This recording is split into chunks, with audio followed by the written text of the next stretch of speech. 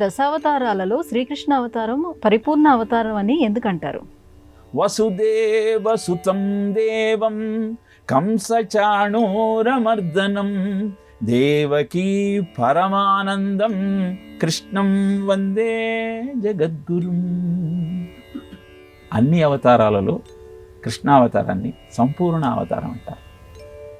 ఏ విధంగానైతే ప్రతి గురువు తన శిష్యుని యొక్క జీవితాన్ని సంస్కరించి శ్రేయోపథంలో అతనిని ముందుకు నడపాలని భావిస్తాడో, అలానే పరమాత్మ కృష్ణావతారంలో భారత యుద్ధం ప్రారంభమయ్యే సమయంలో ఏవముక్త్వార్జున సంఖ్యే రథోపస్థ ఉపావిశత్ విసృజ్య సశరం చాపం శోక సంవిఘ్న మానస.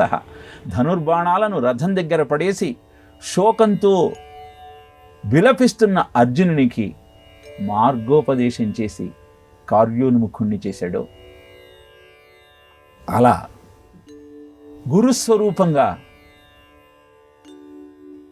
యుద్ధమంతా ముగిసిన తరువాత ధర్మరాజుకు జ్ఞానబోధ చేశాడు. 18 రోజుల యుద్ధం తర్వాత 18 అక్షౌహిణుల సైన్యంలో 10 మంది మాత్రమే మిగిలారు. ఇది గమనించిన ధర్మరాజు, నేను నా సుఖం కోసం ఇంతమందిని పొట్టన పెట్టుకున్నాను, గురు బాలక ద్విజ తనూజ వీళ్ళందరినీ నాశనం చేశాను, లక్షావధినైన ఆగునే అంటూ ఏం చేసినా సరే నాకు నరక ప్రాప్తి కాకుండా ఉంటుందా, నాకు ఈ రాజ్యమే అక్కరలేదు అని వైరాగ్యం కలిగితే ఆ ధర్మరాజును భీష్ముడి దగ్గరకు తీసుకుని వెళ్ళి భీష్ముడి ద్వారా అద్భుతమైనటువంటి రాజధర్మాలను, మోక్షధర్మాలను, స్త్రీ ధర్మాలను అన్నీ ఉపదేశింపచేసి ధర్మరాజును కార్యోన్ముఖుణ్ణి చేశాడు. అనంతరం ధర్మరాజు పట్టాభిషక్తుడై హస్తినాపురాన్ని పరిపాలించాడు. అలానే భీష్ముడు ప్రతిజ్ఞ చేశాడు, కృష్ణుడు ప్రతిజ్ఞ చేశాడు. ఆయుధం ముట్టనని కృష్ణుడు ప్రతిజ్ఞ చేస్తే కృష్ణుడి చేత ఆయుధాన్ని పట్టిస్తాను అని భీష్ముడు ప్రతిజ్ఞ చేశాడు.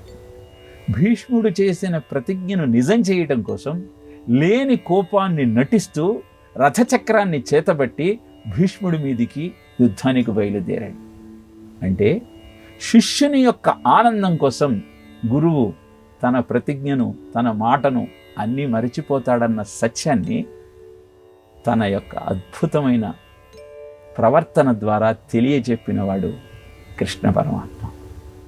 ఇలా గురువుకు ఉండాల్సిన లక్షణాలన్నింటినీ ఆచరించి చూపించి, ఇలాంటి గురువుల యొక్క నేతృత్వంలోనే సమాజం సుభిక్షంగా ఉంటుంది, ప్రతి వారికి జ్ఞానం సిద్ధిస్తుంది, అందరూ ఆనందంగా ఉంటారు అని ప్రపంచానికి చాటి చెప్పిన అవతారం కృష్ణావతారం. అందుకే కృష్ణం వందే జగద్గురు. ఎంత అద్భుతమైన విజ్ఞానాన్ని మనకు అందజేశారు. అందుకే కృష్ణావతారాన్ని సంపూర్ణ అవతారము అని చెప్తారు.